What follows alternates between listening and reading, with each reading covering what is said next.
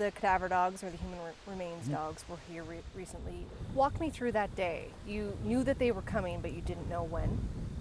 I actually got back from a visit with my daughter, and I come home and the dogs were already, on scene, and they were there for about an hour before I got there. I didn't know the exact day when the arrival was going to happen.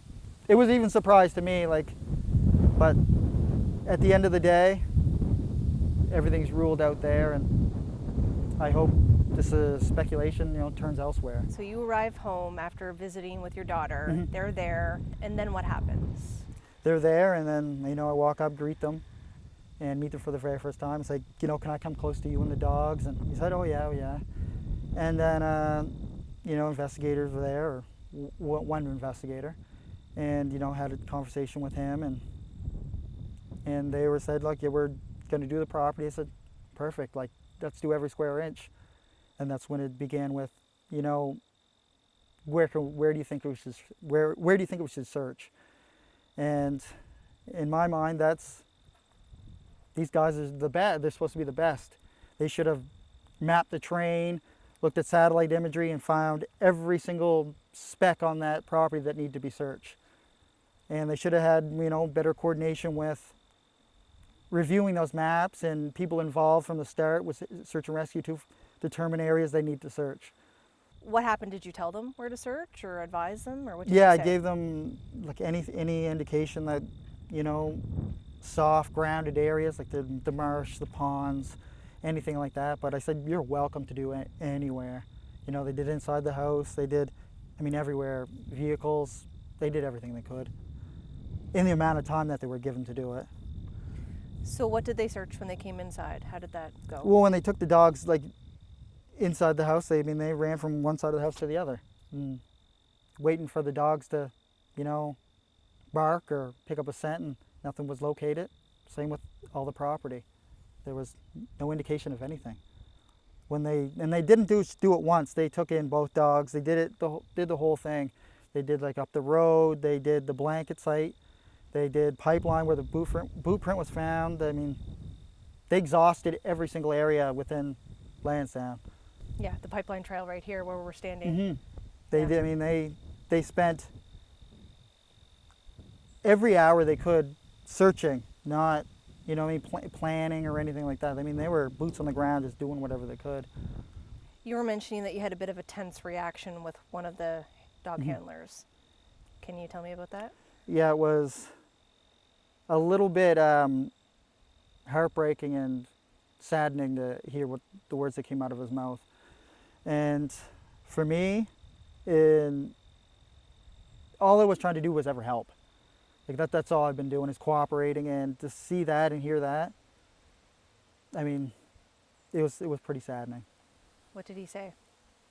He said your Thursday and all the way leading into Friday morning, there's not enough detail. And I said to him that Thursday was just an ordinary day until I woke up on Friday morning. And that's when life changed.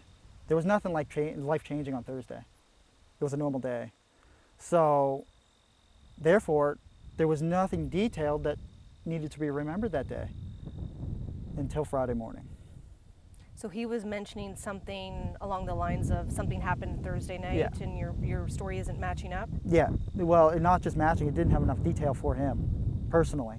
And then that's when I asked him, do you know anything on the case? And he said, not really. I've seen you on the news once.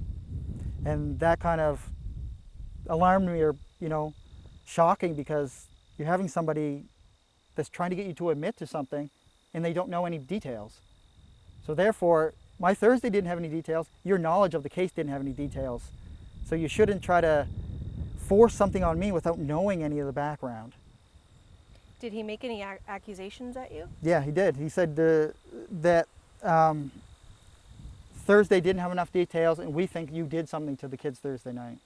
And I asked him, what are you talking about? I just ran through whole Thursday and Wednesday with you.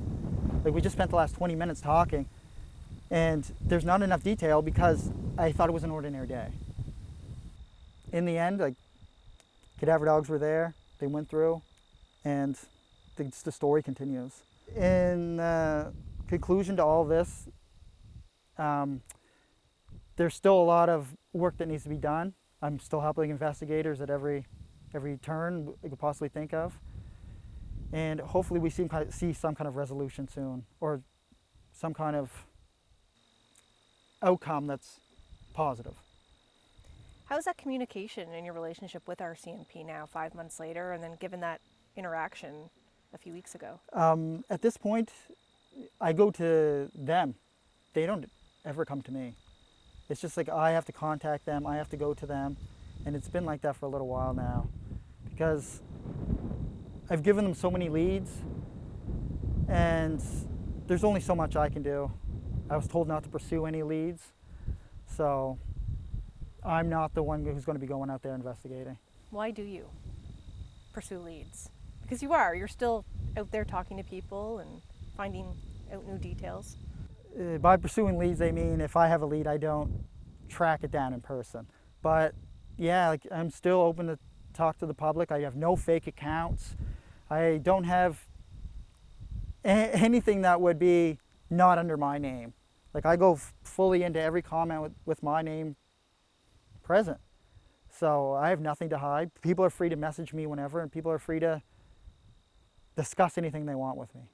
Any angle, any perspective that they have, I'm open to it. And I will pass it along to investigators if it's a solid perspective. Every tip matters. All 800 and almost 900 of them matter. Do you find that engaging helps for you? It doesn't help me mentally, that's for sure, but I still do it. I'm basically desensitized to all judgment at this point, so if anybody has anything, you can just come to me, or you can go to Major Crimes, you can go to your local police department, they'll pass along tips, or Crime Stoppers. Because this whole situation has drug on for way too long, and it's absolutely destroying everyone involved. So what does this tell you now that the cadaver dogs were in, they didn't find anything? Do you think, like, the part on the woods, do you think that's case closed? It should be case closed. It should have been case closed from the very start. Because with the amount of resources, the technology, and amount of searchers, and everyone deployed in that first initial search, that was a lot. That was an 8-kilometer radius outwards. And it's just the amount of money and people's time, injuries that were sustained during that. It's just, people should have just opened their eyes to see that we need to look elsewhere. I pointed many fingers, and I think that's where the people should look. Not here. Not here. Not in the woods. If fingers have been pointed, let's start taking a look. What's going through your mind as you see their picture every day still? It's just heartbreaking to know that 5 months have passed and school started, the summer ended. Like, this should be a chance for kids to be interacting and doing kid things, enjoying their lives as kids. You know, like, it's not just all the kids that miss them from school and community, and, you know, at this point the whole country that, you know they're missing. It's just like I have kids too that know that they're missing too, and like, that's heartbreaking for them. Like, Meadow doesn't understand, but one day she will, and she knows that Dad spoke up for Jack and Lily when no one else would.